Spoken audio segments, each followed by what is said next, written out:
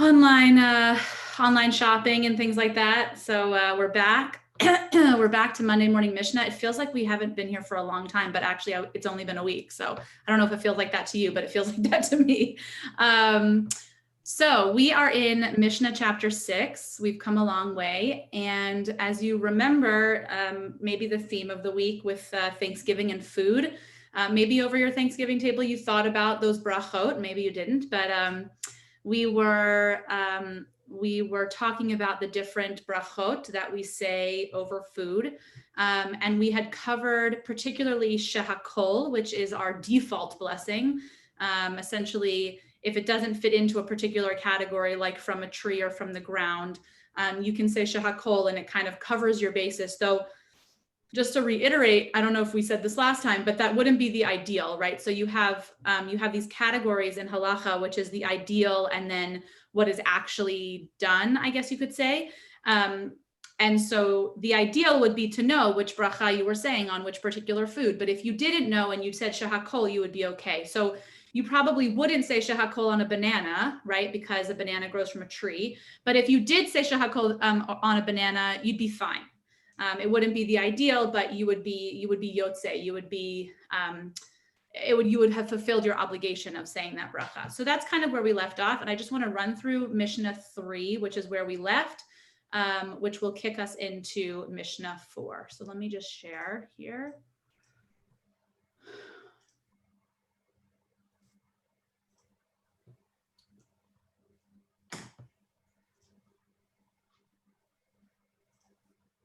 May I ask you a question?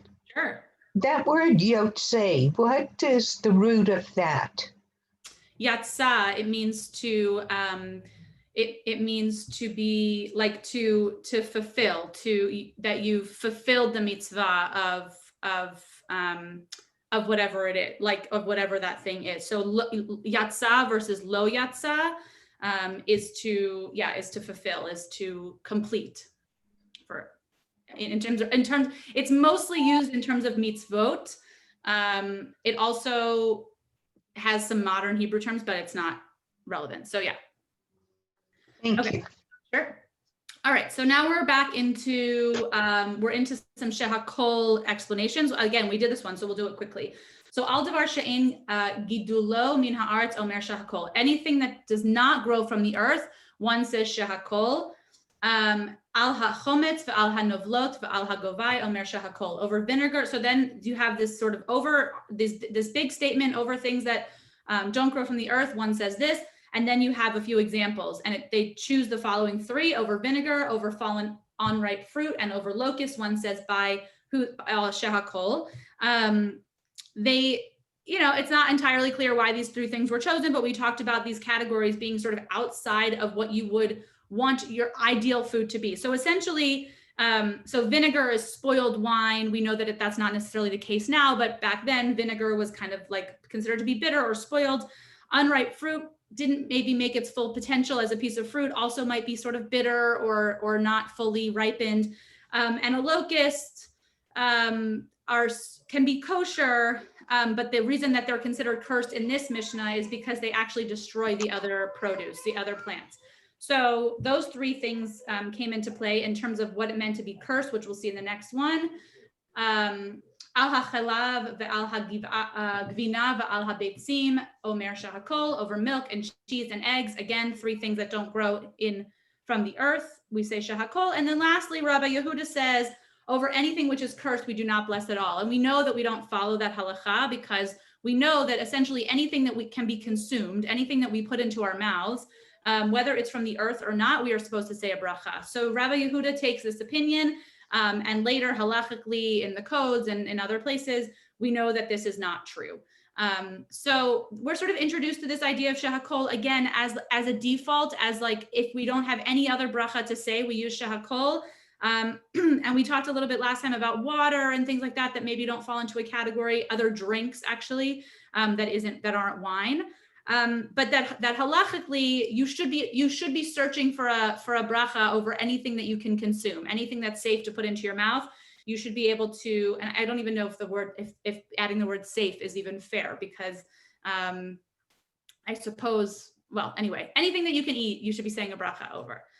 We have a few more people joining us. Okay, any questions up until now? That was the one we did last time. That was where we ended. Okay. If we did this already, if you have 7 or 8 things in your meal, did they cover grouping? What do you mean? Grouping? Well, I mean, you have carrots, you have pears, you have bread, you have wine, you have milk. I mean, do you say something over each item? We're about to get there. We haven't gotten there yet. Sorry. We know exactly where we're heading. Yeah. So in certain circumstances, yes, and in certain circumstances, no. But great question. All right. So Shehakol was our default blessing for those of you who are just joining us. And now we are heading into Brachot, Mishnah number 4. But before we do that, I want to remind us of a quote from a pasuk from the Torah. Yeah, Betsy, you have your hand up? Oh. Betsy, do you have your hand up? All right, we'll go to Ruth for now. And then, did you have a question, Ruth? Yeah, no, I wanted, shoot. Okay, here I am. Okay. Good morning. Good morning. Bananas are Adamah, just for the record. Okay. Okay, So, since you do, they're a plant, they're not a tree.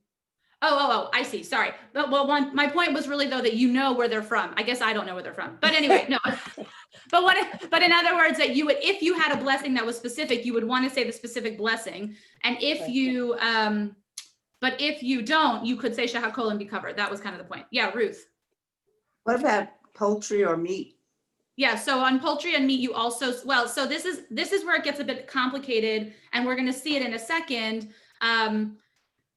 Over poultry and meat, you would say shehakol because it doesn't grow from the ground, but also there's this idea of what it means to have a meal, right? And when you actually have a seudah, when you actually have a meal, you get into the business of hamotzi because likely at a meal you have bread. Now that might not be true today, but that was the assumption when the Mishnah was written, that if you're sitting to a meal, you're either with other people and it kind of constitutes that. We're going to see it in a minute. But if you sort of took it out of the category of meal and you were just talking about what do I say over the steak alone, the answer is shakol. Okay, so Mishnah 4, but before we get there, I want to go over this pasuk.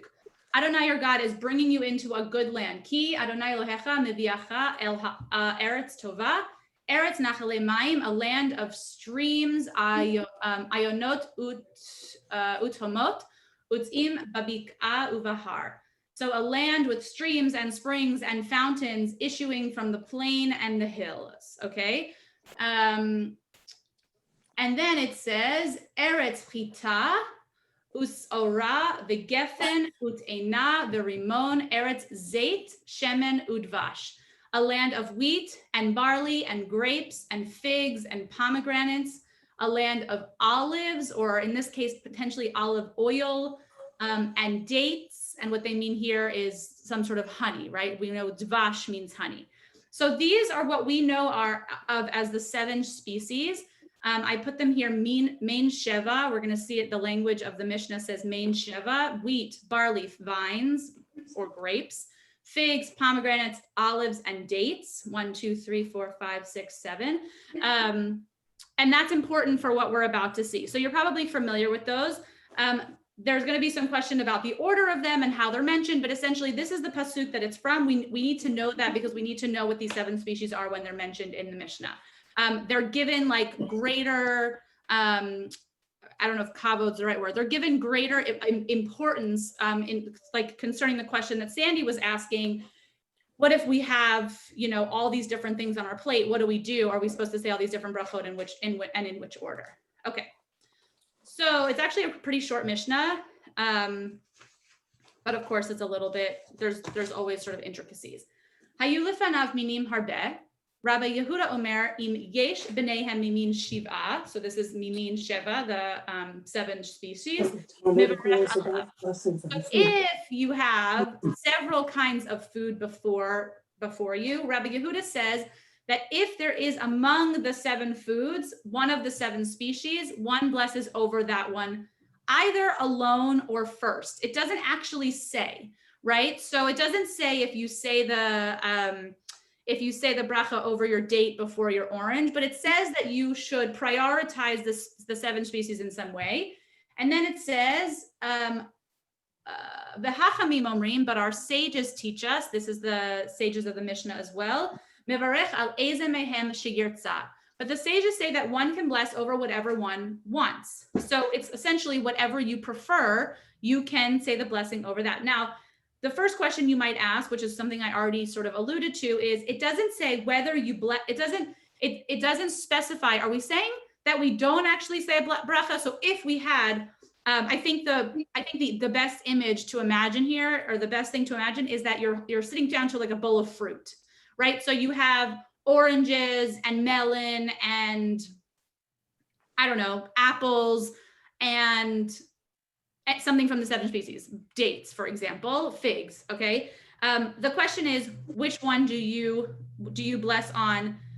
Do you bless on more than one? Like, do you say more than one bracha? That's one question you might ask from this Mishnah. And another question is that in what order do you bless? I think it's pretty clear from the Mishnah that the order, though Rabbi Yehuda disagrees. But the question is, do you actually say a blessing at all on the second thing, or are you just sort of choosing the one that has the most importance? So there's 2 ways to understand this. Yes. Hi, you going to school? Thank goodness you're going to school. Do you want to say hi and bye to everybody? Bye. Have a great day. I love you. Hi, Reva. Where are those friends? New glasses. Bye. You are. You're going to preschool. That's Oh. so Wow. fun. Okay, go. Nice. So, זה טוב מאוד. Thank goodness, preschool class. Okay. So there are 2 ways to understand the order of the brachot. So the halacha says, if you were to look in the Shulchan Aruch and you were to look in different sort of halachic sources, it would tell you that you should say that the importance of the 7 species is by the order that they're listed in the pasuk. Okay, so then you would say, if you look here, you would say, going back up, the order of the importance is chita, right, is wheat, and then barley, and then grapes, and then figs, and then pomegranates, and then olive trees, and then dates. So that's the sort of I would say the quote, easy way of understanding it. And then there's this other opinion that actually, that if you see here, it says eretz twice. You have the word eretz here. I'll highlight it. And you have the word eretz here. And there is an opinion by some minor sages. It's not even important. It's just interesting. I'm just telling you. So don't get wrapped up in it. That the fruit or the species that is closest to the land, quote, eretz, is the one with the greater importance. Now, what do you do when you have the word land twice? Well, you have a problem. So there's all these discussions in the Gemara and in some of the other sources that actually ask, like, well, if you have this fruit bowl and you have, dates and pomegranates and I don't know, what else would you put in a fruit bowl? Maybe olives, probably not. But of that list of 7 species, which one is the most important? Of course, the rabbis disagree. So I just wanted to show you that because I think it's kind of interesting. Chita being maybe the first, but also you have zayit, which is this, olive. And so which part actually takes precedence?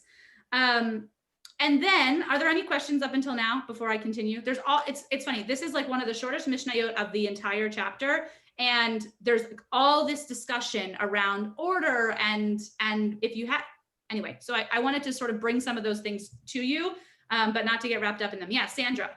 What about when you eat? For example, you would often start out with hors d'oeuvres, and olives would be the first food. Yeah, So we're gonna get there too. There's a whole category of appetizers and desserts that we're gonna talk about hopefully today. Okay. Yeah, great, good questions. Anything else? Just based on what Iren. Is there a connection with the order of the Seder?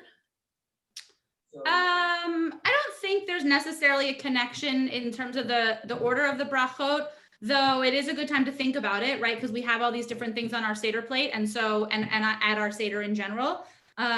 So it's interesting to think about, but I don't know that there's a direct connection between this Mishnah and the Seder. So the next machlochet is essentially over the question that we asked. Do we say 2 brachot, or do we say 1? Or are we able to say, so essentially an orange, Betsy's going to be better at this than me. The orange and the date, right, have the same bracha, 8s, correct? Date, 8s. So that's no problem. So you have your bowl of fruit and you have oranges and you have dates. You're not worried because it has the same bracha. But what happens if you have a meal that has a tomato, which is adamah, and you have a date, which is 8s? What happens if you have 2 brachot? And that is where essentially these rabbis are getting into a conversation about it. So Rabbi Yehuda and the sages, essentially they're arguing if the brachot, there's no argument if the brachot are the same, right? We're not particularly worried if they're the same. But if they're different brachot, there is a question. And again, it's like you go through all these different codes or different sources, and everybody has a different answer. So you get to the halacha and there's really no decision. Essentially, you could go with this guy or you could go with this guy and it doesn't matter. And essentially, if you have this sort of eclectic mix of all these different fruits and vegetables, you would want to prioritize the 7 species. That seems pretty clear. Other than that, it's not necessarily clear if you would say, it's not necessarily clear if you would necessarily prioritize. And all these different sages and commentators and rabbis have different opinions on that. So essentially it comes down to a thing that you prefer. So if you sit down and you have a kiwi and an orange, you can, just choose the one that you like better. Unless again, it contains one of these 7 species, and that in that sense, you're supposed to prioritize. Okay, that was a lot on one sentence. Any questions?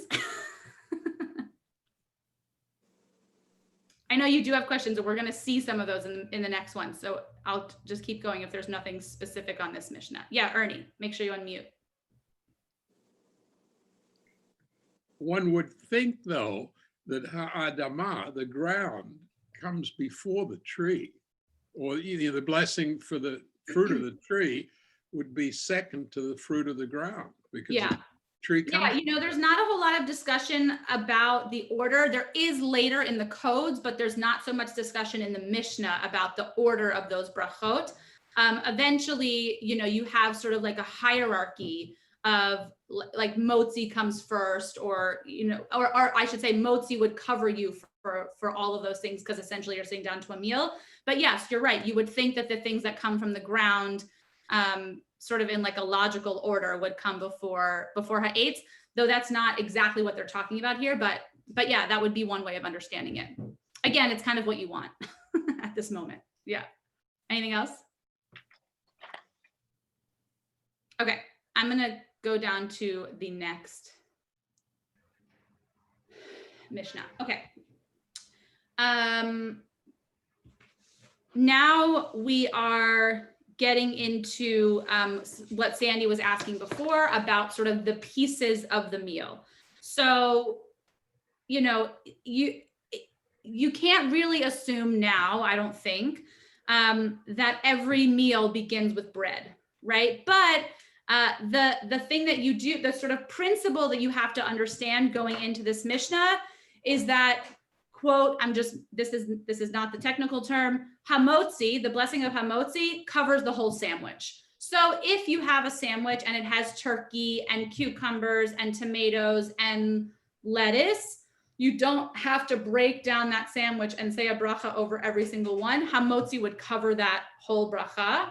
But then there's questions like what Sandra was asking. Well, what if you get olives, not as part of the meal, or you get them in the middle of the meal or something like that? What if you're getting something that's not necessarily part of hamotzi, as the way that you would understand it? So then we have a question. Okay, so Beirach al hayayin shelifnei hamazon, patar et hayayin shelachar hamazon. If one blessed over the wine before the meal, one has exempted the wine after the meal. So there's the way that we have to understand a meal also, right? We have to sort of get ourselves out of the way that we eat now, which probably is even different than the way we ate 8 months ago, right? We might sit down to meals with groups of people, and now we're sitting down to a meal alone with one other person, etc. You sort of grab and go or whatever.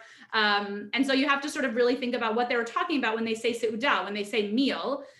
There was an appetizer, probably. There was a sit down kind of a meal. And then after the meal, they would move probably to another room and have like an after dinner dessert or some kind of thing.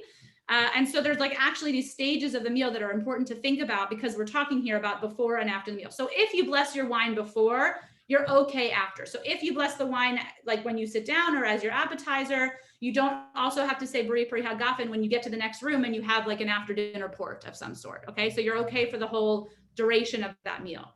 Berech al haparperet shlifnei hamazon, patar et haparperet shleachar hamazon. So the parperet is something very specific. It's like an appetizer of some sort. It's defined as either an appetizer or something small that comes after the meal. If one blesses over the appetizer before the meal, one has exempted the dessert, the parperet, after the meal. So, Sandra, if you say the blessing over the olives at the beginning, you're okay to not say the blessing over the cheesecake at the end. Okay, you've said the blessing at the beginning. I'm just throwing out categories. I realize that they're not necessarily all the same blessing, but it's to say if you bless the sort of appetizer part, you're okay for the dessert. Okay, now third one. Beirach al hapat, patar et haparperet, al haparperet lo patar et hapat. If one blesses over the bread, if one bless over the bread, one has exempted the appetizer or the parperet.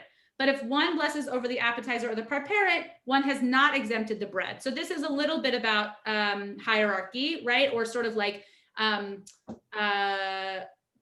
breadth of the brachot, like hamotzi is going to cover you, right? So if you bless over hamotzi, if you say the blessing on the sandwich, you've covered everything else in the sandwich. If you say the hamotzi over the meal, you've covered everything in the meal. But if you bless over the olives, like the person brings the olives to your table and you immediately say a bracha, and then 10 minutes later, 20 minutes later, they drop the pizza on the table, you're still liable, right? You still have to say the blessing over the pizza because the olive blessing did not necessarily cover you. You're not exempted. Beit Shammai says, Omrim af lo ma'aseh kdera.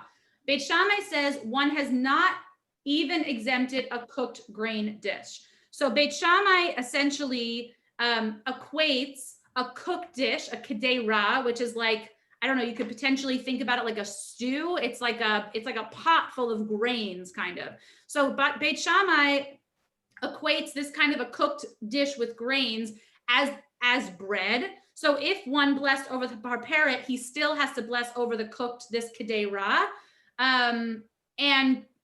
But we actually, so if, let's see, Beit Shammai equates it, if one blessed over the parperet, he must still bless over the cooked dish. That is true, right? So if we're essentially equating, like, now we're talking about, okay, if it's not actually a piece of challah, or it's not actually a sandwich, or it's not actually a pizza, or right, we're saying there are other things that can equate as that kind of that's kind of in that category, like as big or considered as a meal, if that makes sense.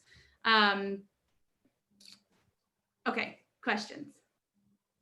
It's actually quite straightforward, right? It's like, it's pretty much like, if you do this one, then you don't do this one. In the Shulchan Aruch, in the halachic codes, there are categories of things that you eat with bread and things that you don't eat with bread. And and it's interesting, like when you look in the Shulchan Aruch, it really makes you feel like you're in Israel, because all the conversations are about bread and hummus and like olives and all these things, right? That you can imagine if you go to Israel and you sit down and you're sort of brought out like all these different choices. The question is actually, like hummus, for example, is a really interesting one, because you wouldn't necessarily eat hummus with a spoon. So the assumption is if they're going to put hummus on your table, then you have to have bread. And so which one actually is the meal? Is the hummus the meal? Is the bread the meal? Or do you actually need them together? And then there are things that don't come necessarily with bread, like figs or dates, and they sort of deserve their own bracha. But you can assume, like, so if, for example, if they put the hummus on your table and you say the blessing over the hummus, like, is that the meal? There's no, I'm not suggesting there's an answer here, but I'm just saying, like, if you put the hummus down, is that the meal, or do you need the bread in order for it to feel like the full meal? That's kind of the question. And that's kind of what they're getting at in here, is like this hierarchy of different things on your table, and does one thing require the other thing, or do you just eat them on their own? So hummus, for example, to me, would not be considered a parperet. It would not be considered an appetizer, because you wouldn't just put a bowl of hummus on the table, right? You put a bowl of hummus and then you put the bread. But if they put a little thing of olives or a little thing of figs or something, that could be considered its own like entity. It could be considered its own thing that you would make the blessing over. Okay, we've really sort of gotten into the intricacies here. Any questions? Okay. All right, let's see what happens next.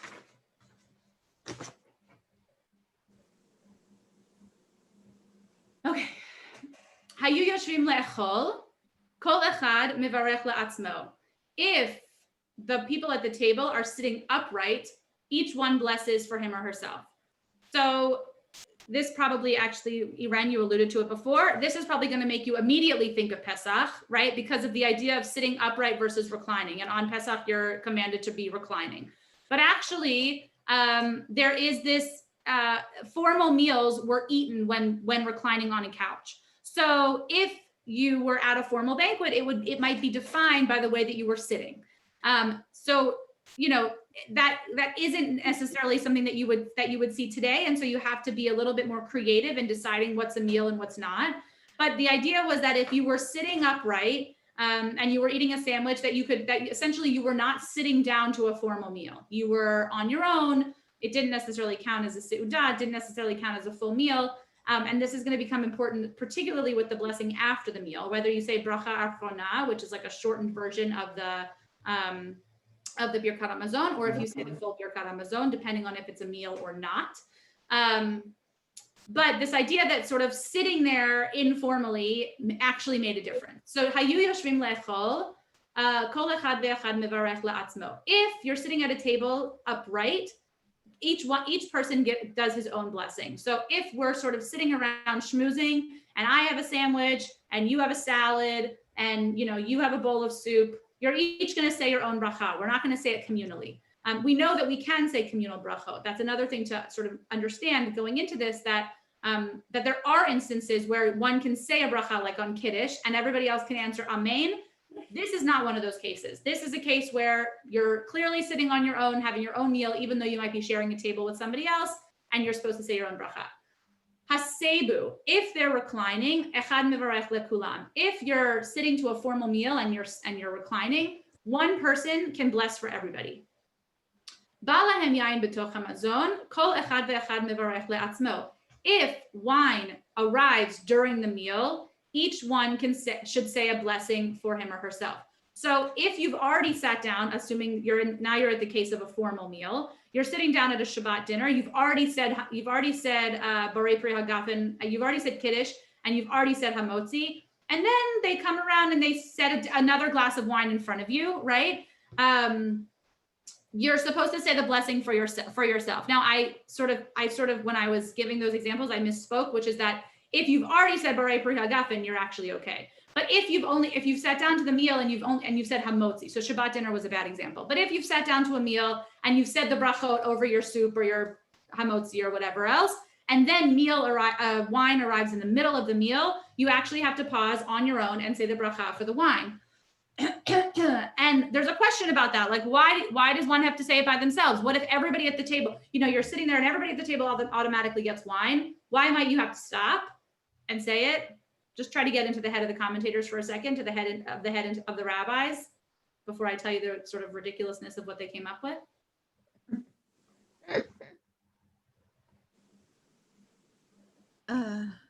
Yeah, Iren. But, it makes me think of the situation in an aeroplane. If you're going to crash, they say put the oxygen mask on yourself first before you can attend to the others. Okay. So how does that work here? So you should you're taking care of yourself. You're making sure you say the bracha. You're not worried about. In a community, if you don't take care of yourself first, you're not going to be there to take care of the community. Great. Okay. So you should really focus on yourself in the bracha. Yeah, Betsy. Not something simply like somebody might go, oops, I drank before I did the blessing if they had to wait for one person while 50 people were being served. Right. Yeah. So there's like sort of this busyness. I mean, you can imagine, back in the good old days when we would all gather for Kiddush and trying to wrangle everybody around the table to get Kiddush in for everybody so that everybody could hear it. People are off schmoozing or they're doing whatever. It's hard to kind of wrangle. So definitely that's one of them. The Gemara says kind of what you were saying. They're too busy. Now the Gemara specifically says they're too busy chewing to be able to say amen. So people around the table might be sort of so busy in their eating that they might hear the bracha, but they might not be able to say amen. And if you don't say amen, then you sort of haven't fulfilled your own obligation on that blessing. And then Rashi, similar to what you said, Betsy, Rashi says it's too loud to hear. There's too many people around and that you won't actually be able to say the bracha. So better that if the wine arrives in the middle of the meal and it's kind of taking you off, off guard and you're not paying attention completely, you better just say your own bracha. Okay, so that's about the wine in the middle of the meal. Balahem yain b'toch hamazon. The next one. Lechar hamazon echad mevarech lekulam. If the wine arrives after the meal, so what we were talking about before, you have the appetizer, then you have your meal, and then you might move to another room. If the wine arrives then, one person can bless for them all. There's this idea that maybe like things have settled and people are sitting around maybe quieter and they're able to hear the blessing. It's a little bit of a silly distinction, but this idea that things have shifted, people aren't in the middle of chewing and engaging in conversation. They're like sort of, it's like, it reminds me of like at a wedding where you go from the cocktail hour to the meal you're kind of like shifting and people are now paying attention. Okay, now we've gotten to the meal and they're about to cut the cake. We should pay attention, kind of like that. So you're moving on to the next phase and you could bless for one person, could bless for everyone and answer amen. And then Vehu Omer, I'm sorry, this should have been a space here. Vehu Omer al ha-mugmar af al pisha ein mevi'in et ha-mugmar ela lechar hasuda. The same one, the one who said over the blessing, over the wine, says the blessing over the incense, even though the incense is not brought until after the meal. The incense is an interesting concept. Borei atzei besamim. We know the besamim bracha from Havdalah. The incense was like, I saw it compared to like us having a cigar at the end of the meal. It's kind of like the incense were brought around, kind of like as an end tradition, as an end ritual. And at the end of the formal meal, whoever was blessing the wine at the end of the meal would also bless over these sort of incense. Again, we can maybe consider it as like a cigar now or something like that, but even that is not so common. So you understand that was a ritual that maybe that we don't have something exactly to compare it to, but that's what they were talking about. Questions? Okay, yeah, also pretty straightforward, right? So we're sort of going through these Mishnayot in the order and trying to imagine what these meals may have been like. And I don't know, that's kind of, it's kind of self-explanatory in a way. But you can sort of imagine these instances. I again, like I think of Kiddush and like sort of all the movement and making sure that people hear the bracha. You can see where they're concerned and why it was important to let us know these things. And also it's like a bit self-explanatory in terms of the way that you can understand it. Okay, if there's no questions, we'll keep going. We may even finish this chapter today. Let's see. Okay. Heviu lefanav maliach bat chila ufat imo, mevarech al hameliach ufoter et hapat, shehapat tveila lo. So if they brought in front of him some sort of a salty food at the beginning of the meal, and they brought bread with this salty thing, one should bless over the salty food and therefore exempts the bread, since the bread is what they're calling as ancillary. So this is a little bit like the question of bread and hummus, but slightly different. So if you're, I don't know, having a piece of lox or something, herring, like something that's very, very salty, so salty that you would assume that you don't eat it on its own, right? That you're gonna have a cracker of some sort with it. Then you would bless over the salty food, and you would not necessarily bless over the cracker. You would sort of assume that the cracker is aiding you in eating the ikar of the meal. The ikar is the essence. We're going to see that word in a second. Ze haklalal kol shehu ikar bi'imot tefillah mevarech al ikar upoter et hatfillah. There is a general principle that whenever there is one kind of food that is the main kind of food, the other foods that are there are ancillary, and he would bless over the main kind of food and therefore exempt the ancillary. So these two words are very important. Ikar and tafel, or in this case, tefillah. It means the main or the essence. Like we see ikar not only with food, like it's the, ikar of the mitzvah, the sort of the essence of something. And tafel is the secondary thing. So it's interesting. I mean, I think here you are kind of given a little bit of autonomy in your brachot, right? You have to sit and you have to determine what is the main, like what is the sort of the main part of the meal, and then what are the pieces that go around it. And I think, it goes back to the very first question about the fruit bowl, right? When this bowl of fruit arrives, there actually isn't that, the fruit bowl itself is the main meal. And then within that fruit bowl, you have to then dive in and figure out which brachot you're going to say. But there is this idea, I mean, you might have this idea that sort of bread is always the most important, or bread is always the biggest piece, right? You always say the blessing over the bread, but here they're actually saying, no, that's not necessarily the case, because certainly there are circumstances where the bread is just an accompaniment to the main. Yeah, Marcia, make sure to unmute. I'm listening to all this, and a lot of it sounds like how many angels are dancing on the head of a pin. And then and sort of like, huh? And sort of try to get some meaning out of this. Betsy had said, bananas don't grow on trees. And to me, looking at the whole picture of this, it's like, why would you, what's the essence of kashrut? And one of the essence sort of kashrut is it's a mindfulness exercise to say, where does this food come from? And if I look at all this in that light of this is a mindfulness exercise to actually look at the food that I'm eating and say, okay, where did this come from? It didn't come from me. It came from somewhere else. And I actually have to think of by classifying the food, I'm sort of giving it some holiness. I'm giving it some kavanah, because I'm actually not just seeing it as something that sustains me, but something that has a place before me.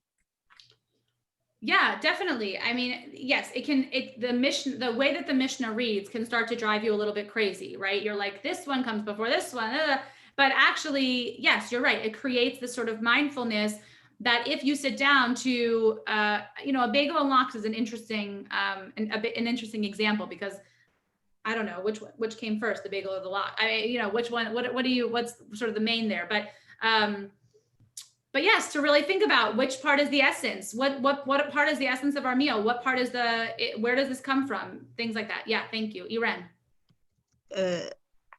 At the same time, I find that this kind of hierarchy takes away from holiness, because like we are all equal, and I think in food too, they all come from a higher force, and they all have their place. So it's a little bit strange to me that there's so much hierarchy in food. Yeah, no, that's a great point. I think part of it is trying to help us, as Marcia said, trying to help us put kavanah into the things that we're eating. And you're sort of saying the minutia of it can actually maybe take away from that a little bit. And so it's important probably to find some sort of a balance. Betsy. Well, one of the things I thought of in the list, which included wheat and barley at the beginning, earlier on. Yeah, the And, 7 sheep. and when you look, and maybe we'll get to it, but when you look at a bencher that has the after blessing, when you're having snacks but not hamotzi, it lists a whole bunch of other grains, including oats and spelt. The idea is that grains come from the effort of human beings to bring the food that will be nourishment for them. And that may be their only nourishment. Maybe there won't be fruit. Maybe there won't be dates or figs or olives, but maybe there will be able to be, with hard work, grains to make some sort of porridge or bread. And so maybe the reason that certain things are maholian because we're invested in creating them.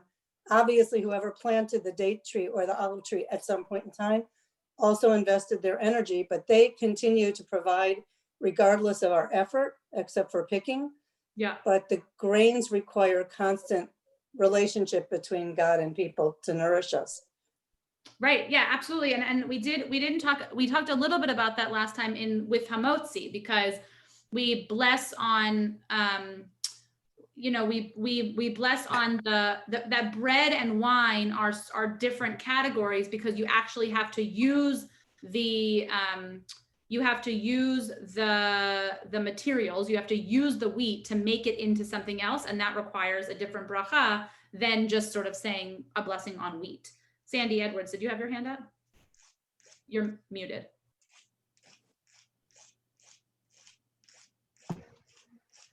I'm struggling with this because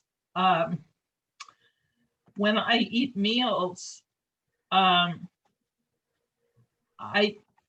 think, to do a blessing at the beginning to bring the mindfulness to that makes sense. But to go through the meal and have to worry about, as I'm eating this, should I say this blessing or whatever, seems to detract from the meal for me. Yeah. I mean, I think, there's not, I guess, so many instances. If you try to apply the Mishnah, like if you apply the text that we learned into real life or into the way that you would eat a meal, really the only thing that they're asking you to call out is wine, or to sort of separate is wine. And because they said, if you say the blessing over the meal, or if you say the blessing over your first appetizer, you're okay on dessert, right? So I don't think the idea is to like necessarily the entire time have you be like sitting there rotating and thinking like did I say a bracha over this or did I not? There's this balance, like Irene was saying, between mindfulness and like being compulsive, right? And like every time something lands on your table, you have to think, oh my gosh, was this included in what I said before? And I don't know that the idea is necessarily to drive you crazy. And I also think that generally people say a bracha at the beginning, they look at what's there, and then, you're sort of blessing over. The likelihood that something's going to arrive that you haven't necessarily covered, I think is unlikely. I don't want to make a broad statement, but maybe there's something that you're thinking of that is, making you nervous, but is there a specific thing that you're? No, but I mean, they're talking about these meals, which we don't eat anymore, which are multi-course and, opulent, which we do sometimes, but yeah. It's kind of like, what it made me think of in terms of like this, the Mishnah that we saw right before about the one person who blesses for everybody. It reminded me of a little bit of the conversation that we were having about Shaliach Tzibor and sort of representing the community. And in some ways the opposite, like we learned that if the Shaliach Tzibor makes a mistake, you quote unquote get rid of him, or you move him off the bima, and it's not necessarily to save him or to punish him, but rather to save him, to kind of like save him humiliation or prevent him from making further mistakes. And in this case, you know, you give one person is saying the blessing for everybody, probably in a similar fashion, right? That you have a representative from the community who's going to say the bracha on the whole meal, and everybody can say amen, and then everybody's covered, right? You're sort of like, you're sort of putting like you're protecting them from messing up, like all these different, and if wine comes at the end, also that one person can say a blessing for everybody. It's that one little case, I think, where you're sitting there and wine comes in the middle of the meal, and you can certainly imagine that, right? You sit down and you have your appetizer and you have this and that, and then the wine arrives and you have to say the bracha. But other than that, I think I understand what you're saying, but I think that it's not as crazy as it, or it's not as like, it's not as scary, I guess, as it might sound, because I think that in general, the idea is if you sit down to have a meal, whether it's formal or informal, you look at what's on your plate and you say the bracha and you move on. And if they drop a glass of wine at your table, you should acknowledge the fact that geffen is different than the other blessings that you've already said. But that's just me. I don't know. Anything else? All right. Any other questions? All right. We have about, yeah, Iran. We can't hear you yet. Is a blessing equivalent or has part a thankfulness in it? Definitely. What do you mean? What is the purpose of the blessing over the food? Yeah, I mean, I think the purpose of a blessing is, well, that's a big question, but the purpose of a blessing over food, I would say, is where we went back to, it says, if the food is cursed, we don't say a bracha. And then we know actually the halacha says, no, anything that you can put in your mouth, whether it tastes good or not. I remember I said this last time and we talked about it months ago when we were doing daily blessings. What if the food makes you sick? Do you still say a bracha?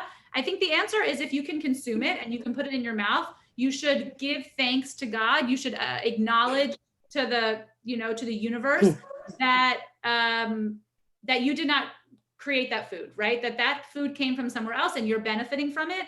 And that is the point of the bracha.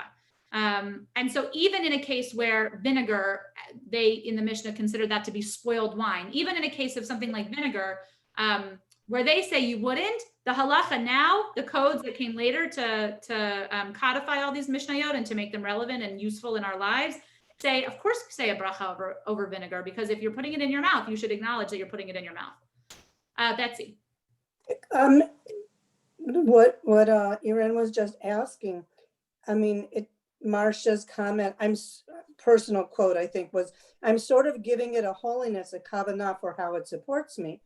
So like everything that we're able to eat is essentially keeping us going and giving us the energy to do stuff. But in the time, as this is being presented and in the construct of people who follow really much more religious lifestyles than most of us do, it's like everything you're doing is to be able to do the 100 mitzvot a day or say 100 blessings a day.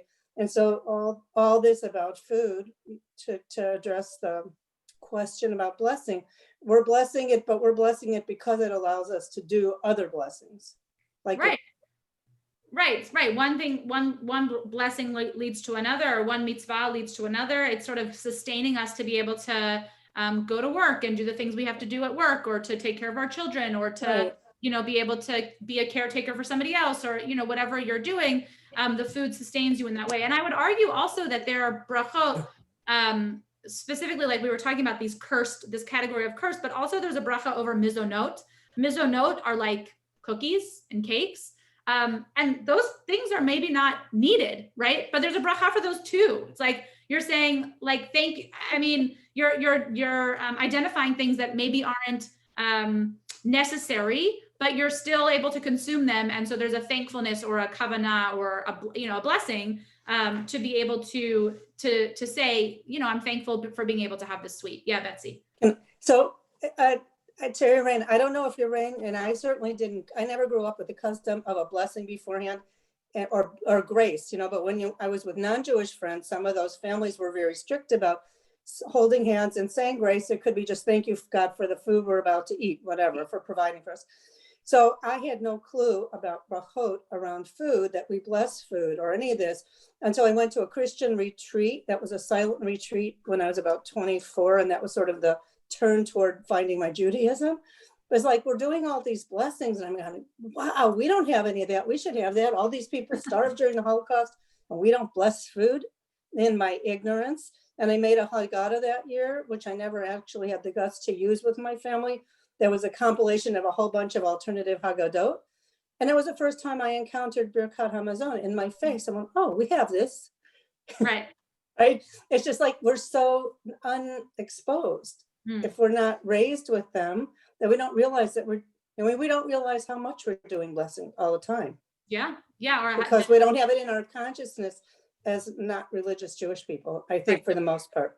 Right. That the rituals exist. Yeah, for sure. Ernie. If you're having a salad and it's lettuce, the main ingredient, but it has olive oil and vinegar on it, which blessing do you say? And if the vinegar is rice vinegar, is it different from apple or grape vinegar?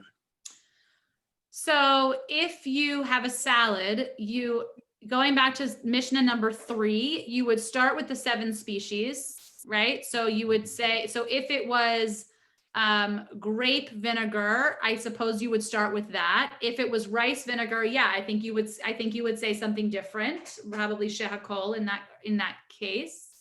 And you would say more than one bracha, probably only 2 though. You'd probably say over I guess if there was anything in there that was shehakol, and then let me say it again. You would say if you had adama and eitz, you would differentiate. If you had tree and earth, you would say the 2. I think you would distinguish between those 2. However, if you had something that was in the shehakol category, I think the answer is it's up to you. Meaning to say, because you said shehakol, you've kind of said it on everything, right? Because we learned that Mishnah that said that shehakol is the default and covers everything, but it's not necessarily the ideal. So I think some would say shehakol would be fine and you would cover everything, because there's, I don't know, what's in your salad that's shehakol, something that's not, I'm trying to think of something that's not tree or ground. But in any case, you would say shehakol, eggs. Maybe you had hard-boiled eggs in the salad and you would say shehakol. And then I think some opinions would say that you've exempted yourself and you've said the whole salad. But if you don't have shehakol, if you don't have something you would say probably both. You'd probably say eitz and you'd probably say adama. You'd probably say, tree, and you'd probably say the ground. Thank you. Sure. Yeah, Sandra. Well, like a typical Israeli salad, cucumbers and tomatoes. That's right. And onion. So would you just say adama? Yeah. Okay. Yeah. I think the idea is not necessarily to drive you crazy and to sort of like be picking through your salad to figure out if there are onions in there or whatever else is there. And sort of to I don't know if like to say the fewest number of blessings as possible. That's not what I mean to say, but just to say that you try to pick out the category as best as you can, and to not sort of drive yourself crazy. Yeah, Iran. I was going to say that your lecture on this subject is a perfect remedy against entitlement. Yeah, it makes you think, right? It makes you really sort of be appreciative and But it's almost like the newer generation could use that. Yeah, right. Well, it's funny. I was, reading about the ikar, the essence versus the tefel, the essence, the main versus the secondary. And the example, I'm going to have to work this through out loud with you because it took me a minute. But the example that was given was rice with raisins in it, right? So that the raisins are there to make the rice, I don't know, sweeter or whatever, right? It's kind of there to add. But then raisin bran, it's not necessarily obvious, right? Because you might not want the bran without the raisin. Like the way that this commentator was explaining was saying that in the in the rice with raisins, the rice was clearly the ikar. It was clearly the essence of the food, and the raisins was the ancillary, was the secondary. But in raisin bran, it's kind of what you're saying, Iren. Like, it really makes you have to say, like, is it, which one is it? Which one is the ikar? This is not for you to answer, because I'm sure there's 15 of us here. We're going to each have a different opinion of what the ikar is of raisin bran. But it's just to say that it can both, as Sandy was saying, drive you crazy or make you feel like this isn't that fun. Or it could make you, as Marcia was saying, mindful, or maybe you have to try to find a balance of figuring that out and figuring out which bracha and which one really makes the most sense, depending on what you're eating and how you're enjoying it. There's one more Mishnah in this chapter, but it's really, really long. So I'm gonna wait, and we'll start with it next week. Almost done with chapter 6, and then we'll move off of food and get into something different.